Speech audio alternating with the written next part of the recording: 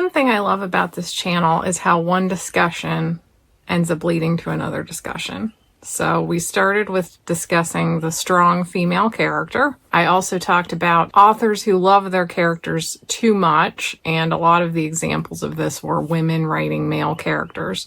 And in the course of these two previous videos, I learned that I am far from alone in being a woman who struggled to write female characters. What is up with that?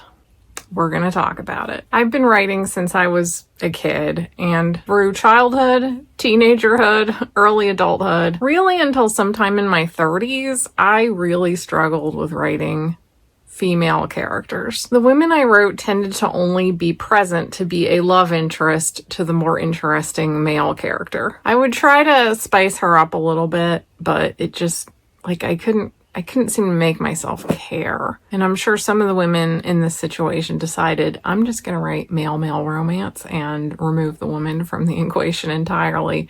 But for whatever reason, I've never really connected with that. I like exploring the dynamics between men and women. So, I had to figure this out. I wanted my female characters to be as interesting as the men. So over the years, I spent more and more time racking my brain, what is going on here?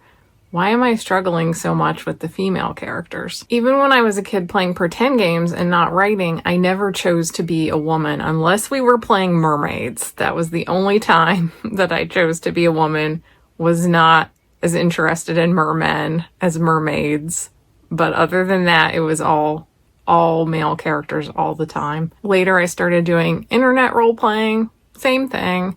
I would find role-playing partners who liked to be the woman so that I could be the man. It was very rare and frankly boring and uncomfortable to be playing the female role in a pretend game or a role play. Even when I was playing a video game where you had to choose your main character and choose their gender and name them, I would always pick one of my male characters and make that be the main character. I was never myself, and I was never a female main character. So it truly is groundbreaking now that my Stardew Valley farms are both based around female characters from my stories. I think I finally figured it out, guys. So I think looking back, thinking about the mermaids, the one kind of woman I like to play was the mermaids. I think it's because mermaids were inherently imbued with some of the qualities that drew me to male characters for the most part. They don't really fit in if you put them on land. So I was obsessed with the movie Splash and, of course, Disney's Little Mermaid. Splash particularly really leaned into the trauma of being a mermaid trying to fit in, because in the movie Splash, the mermaid can take on a legged form, but whenever she gets wet, she immediately turns back into a mermaid. So there's some various panic moments in the movie where she's trying to avoid getting wet, or where she accidentally turns into a mermaid and, she's got to figure out how to turn back, or not have the male lead discover her true identity. And of course, even in the Disney Little Mermaid, although it's not as traumatic as the original Hans Christian Andersen tale, she does have to give up her voice. She has to make a sacrifice. She has to make herself into kind of this strange foreign creature and then figure out how to fit in and solve problems. And then Prince Eric eventually finds out that she's a mermaid, and, they have to deal with that. It didn't really have as much meat on the bone as I wanted because it was a Disney movie, but nevertheless, it had the elements of things that appealed to me thematically, like being a misfit, an outcast, struggling with that, struggling to fit in, being kind of regarded as a weirdo. These were thematic things that appealed to me. And the way I cracked the female character code later was in writing about women who were from my race of doll people, because I think same thing, the doll people have a lot of inherent struggles and are kind of outcasts of society. But also, mermaids and doll people are inherently kind of weird. Having half your body be a fish, it's kind of weird. Being a doll person, it's kind of weird. These are not just your basic, oh, I'm an outcast because, my family doesn't like me, or because I'm a princess trying to pretend to be a commoner, or a commoner pretending to be a princess. This is some real weirdness here. But as I started pondering that one aspect of it, I started thinking that in a lot of ways, we often don't let female characters be weird, quirky, roguish as much. Like, basically, when you have like a cast of characters, you often have the hero and the heroine, and then one or more side characters. And oftentimes for me, it was the side character that was the most interesting. Or if they were being the main character, they kind of had that side character energy, like not a standard hero. So I was thinking back on all my favorite female characters of all time, and I wrote down a list of attributes that I would say characterize these women, which was pragmatic, plucky, strong, seductive, adorable, kind, witty, gentle, curious, optimistic, intelligent, tough, glamorous, creative, helpful, quirky, rebellious. Then I wrote down a list of what I would say were the primary attributes of some of my favorite male characters, which was eccentric, roguish, flamboyant, arrogant, droll, swashbuckling, charismatic, trickster, lazy, dapper, sarcastic. As you might notice, there's a big difference in the type of character the men are versus the women. There is a certain type of character that women just don't get to be as often. And I do like the female characters that are plucky and curious and kind and intelligent, and I have written some of them myself. But I think what I was struggling with for so many years is that the scope of female characters felt very limited to me because I wasn't really seeing examples of them in the media I was consuming. And how often, for me the answer is quite often, do we base our own beloved characters off another character that we like in some other media? Both of my most favorite iconic characters that drive the plot in my own books were based off of video game characters. And out of all my characters, many of them were inspired by a character in some other story. So if you don't have any examples of the kind of women that you want to write in other media, it becomes harder. You have to kind of imagine this person conceptually from the ground up. In theory, it seems like that should be easy. Like, oh, if I like this male character, I could just make them a woman. But somehow, for me at least, it just didn't work like that. Now, there are a few examples from my childhood that stood out as being like not really like the others. I've talked about it before. One of my favorite female characters when I was younger was Auntie Mame in the 1950s film Auntie Mame.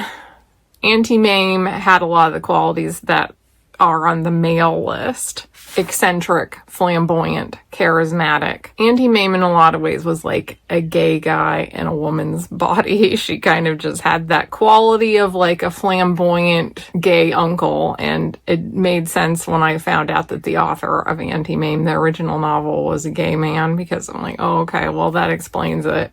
But nevertheless, Auntie Mame is a female character. And I loved her. She really stood out from the others. You love it. It's awfully pretty, and it's terribly handy to the city. Of course, it's completely restricted. I'll get a blood test.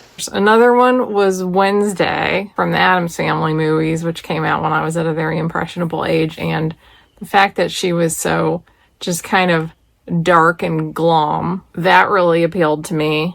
But I wasn't quite sure. Wednesday Addams is a little like, we don't really get in her head very much, so I was never really sure how to spin her into my own character when I was a kid, because I was like, what is going on in the head of Wednesday Addams? I couldn't quite figure it out. Another one was Emma, from both the book and a movie of Emma came out when I was a teenager, I think.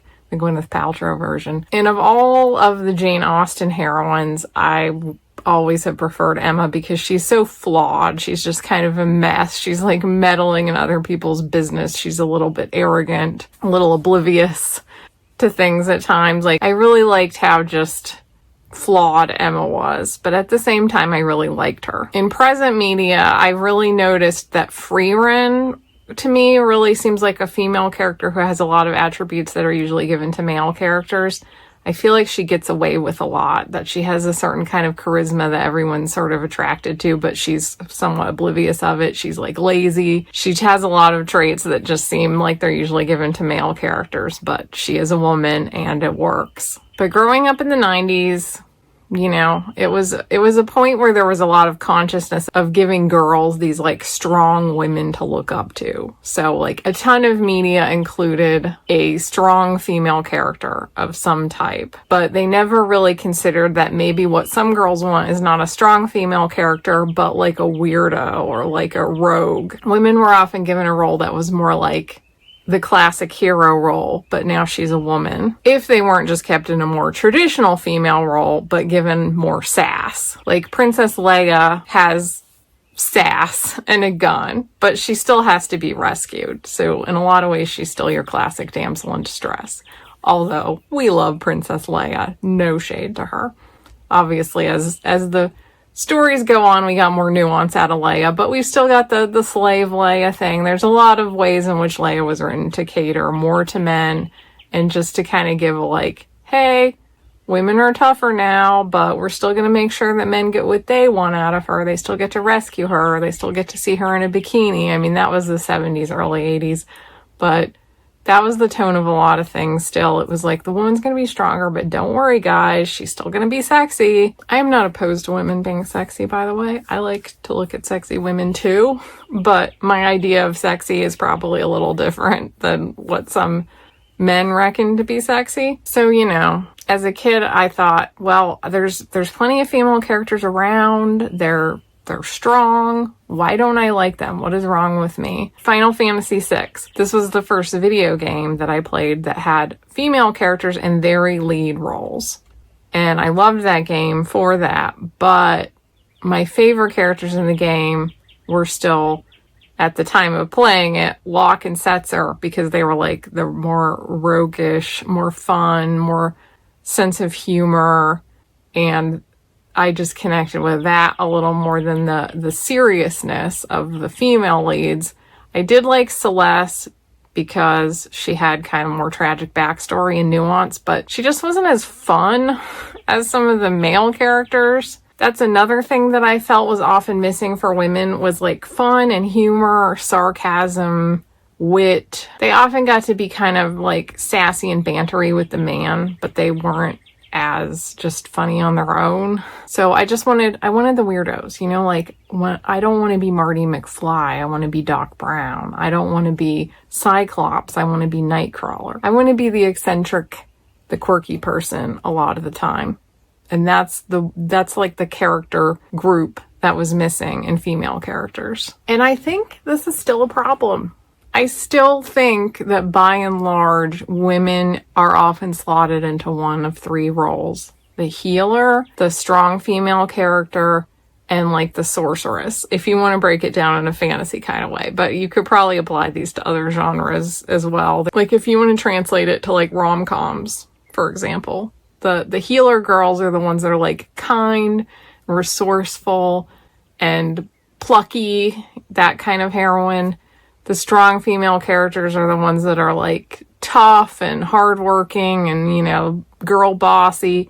And then the sorceresses are the ones that are more like witty, bantery, maybe a little artsy. But women don't get to so much be the rogue, the thief, the dandy, swashbuckler, the mad scientist. I will say there has been one attempt at making the eccentric, quirky girl, and of course that is the Manic Pixie Dream Girl. The Manic Pixie Dream Girl has gotten a lot of hate over the years. She became a bit of a stereotype. And I think one thing about the Manic Pixie Dream Girl is she was often written by men. Most of the examples of her I can think of were written by men, and she didn't really get a lot of depth because she was often seen not as kind of a deep, nuanced character on her own, but just would kind of come in and be her little manic pixie self, and that was kind of it. I read a book recently that I felt had a kind of annoying Manic Pixie Dream Girl character where she had all these like skills and stuff, but the way she was described was often just reduced to like how quirky her wardrobe was and how cute she was and like, oh wow, she's so smart. Like, that's so hot. And this book was written by a guy, and I started to get so annoyed whenever this character came on screen because she was always written like she didn't really have much complexity. She was kind of just there to be cute. But if you give me a really good, nuanced version of the Manic Pixie Dream Girl, I actually don't really mind her. Another character that I really liked when I was young, especially, and I think it's because she got to be a chaos agent in a way that other female characters didn't get to be, was the Ditz. Often at the time, she was like a valley girl. The Ditz, although she is depicted as maybe being a little vapid and spacey and having her head more focused on like fashion and boys than something more substantial and badass, but often the character of the ditzy girl was portrayed as kind of like having a lot of control over the situation. I was like, her ditziness was like a power in and of itself, that she could just kind of barrel over other characters with the sheer force of her ditziness. So it seems funny to say that, you know, as a kid, I'm presented with all these, you know, stronger female characters, and yet I often gravitated toward the ditzy girl. But looking back, I can actually see why, because the ditzy girl often got to be weird, chaotic, and hilarious in a way that the more serious female character didn't get to be. So even though her qualities may not seem as admirable, there was something about her inherent character that appealed to me anyway. In some ways, it seemed like the ditzy girl had more real power than the strong female character. So like one of my favorite movies when I was a kid was True Beverly Hills, where Shelley Long is this Beverly Hills housewife who becomes the leader of the Beverly Hills, like essentially Girl Scout troop. I can't remember what they were called in the movie, but she's kind of a ditzy character. All of her focus in life is on these very, you know, 80s, early 90s Beverly Hills things like fashion and money. But she ends up running this very unconventional Girl Scout troop as a result of bringing this Beverly Hills energy into it, and triumphs in the story as a result of being this brash, rule-breaking character. So even though her interests seem somewhat superficial, they also become kind of a superpower, and she kind of becomes like a chaos character in the story who is able to defy norms and leave everyone flustered in her wake. You know, about the cookies, I know it's customary in order to raise funds to sell cookies door to door, and that's adorable. But wouldn't it save time and a little shoe leather if we just had a star-studded telethon? So she comes across as being a very powerful character. And of course, she grows somewhat over the course of the story too. There's like some give and take there. But for the longest time as a teenager, the only female character that I really liked to portray and be in pretend games and stuff was my ditzy character, because she was funny and she had that quality where she could just like steamroll over other characters, and like she just didn't care what other people thought of her. Like she was going to do her own thing, and the other characters constantly just had to kind of deal with her and react to her. So in a way, she was kind of the rogue of the story, just in this very female-coded way. Of course, the problem with the Ditz is she's often represented as not being the sharpest knife in the drawer. I've still yet to see the movie Legally Blonde, but I would guess it kind of brings some of the intelligence into the Ditz stereotype. So one day, probably should see that movie. Now, I'm sure that this isn't the only factor in why it can be hard for women to write male characters. I'm sure, of course, that attraction, sexuality, gender identity, all these things play some kind of role in what we're drawn to character-wise. I have this relationship with my male characters that is part attraction to them and part really loving the escape into this very different kind of life that they offer me. So I think that I'm probably always going to prefer my male characters a little bit more than my female characters, because there's just a certain level to which the female characters cannot offer me that no matter what. So your ability to write female characters as a woman is probably going to somewhat be determined by your own relationship with your attraction to men, your relationship with your own gender identity. Like, it's a complicated tangle. But over the years, I have learned to write much better female characters that I really enjoy spending time with and writing scenes in their point of view in which the male character is not even involved. And the big thing that changed was just slowly learning to identify those qualities in male characters that I really liked and really allowing my female characters to embody them, letting them be more cool and witty, having more of the tragic past, more growth that they had to go through, more ability to be arrogant and bossy, and also just giving them roles in the story where they were more drivers of the plot and internal change rather than being accessories to the male character, which is one of those things that sounds so obvious, but it's amazing how if your default is letting the male character have all of the interesting growth and all the ways in which he drives the plot, it's so easy to slip into that, even in tiny little ways that you don't even realize. So Velsa and the Cursed Soul trilogy was the first time that I wrote a female character where I just loved Velsa. I liked her more than Grau. I like Grau a lot, but Velsa to me is the character that really shone in the story. And she's just so obviously the core character in a lot of ways. Even though Grau is like protecting her and he gets to make a lot of the decisions in the book, he doesn't have nearly as much interesting growth as Velsa does. And there are some extremely pivotal ways in which Velsa really gets to play the heroine.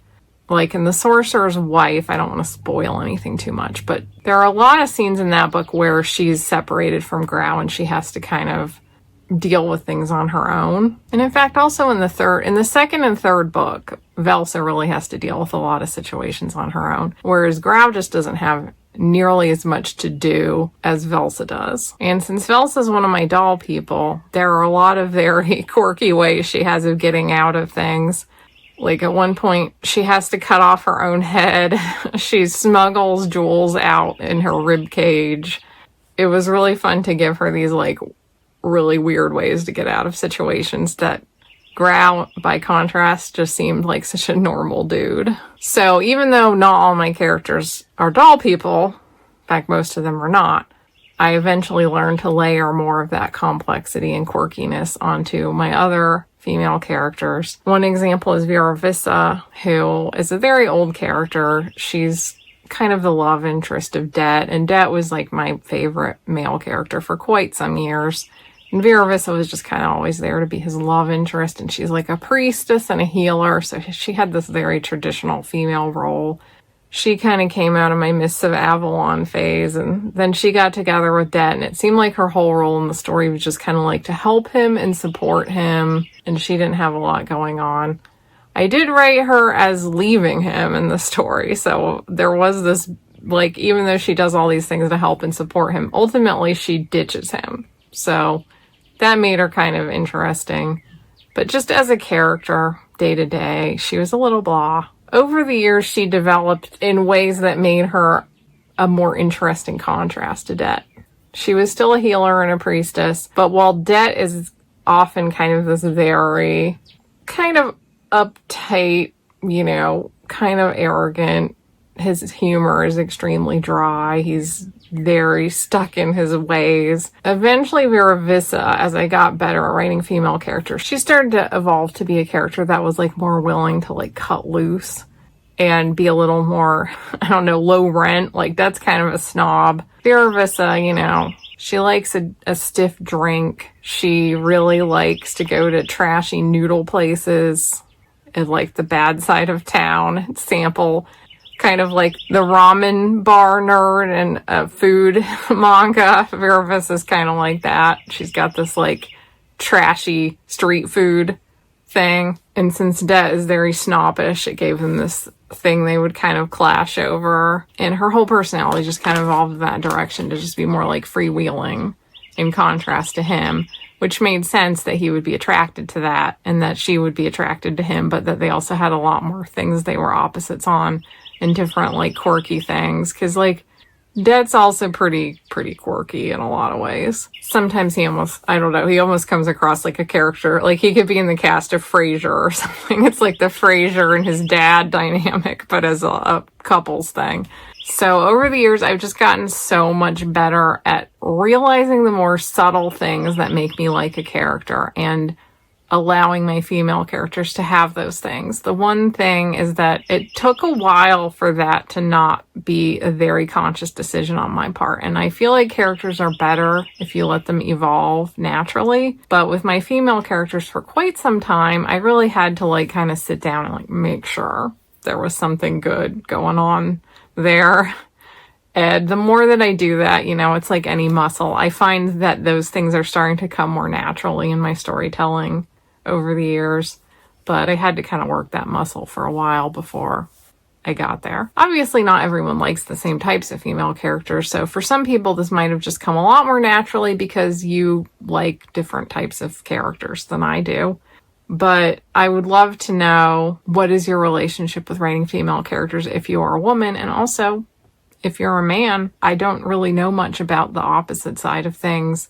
Are there men out there that find themselves always writing female characters? Why do you think that is? Do you ever struggle with writing male characters? Really, any of your thoughts on writing your own gender versus the other gender? Or, of course, if you identify as non-binary, like how has that influenced things for you? I would love to hear all your thoughts on this topic. If you're new here, my name is Lydia Foxglove, and I'm a fantasy author. On this channel, we talk about the creative life in general and the writing life in particular. If you'd like more from me, please join my Substack. I have a free weekly-ish newsletter, but also if you join my memberships, you get 2 bonus videos a month voted on by you guys and access to pretty good size backlog of videos. And you help support the channel. Thank you. You can access my memberships through YouTube, Substack, or Patreon. Lots of options. If you'd like to read any of my books, the Hidden Lands books are the ones I recommend first, but I have quite a large back catalog. There are links in the description. I have Amazon links in the description, but my books are wide, so I encourage you to use other retailers. Although if you do, use Amazon. Add some other stuff to your cart while you're at it. Give me some affiliate money. I post every Sunday and sometimes on Wednesdays, Thursdays, midweek sometime. And I thank you so much for watching. Thank you for supporting the channel, and I will see you next time. Bye!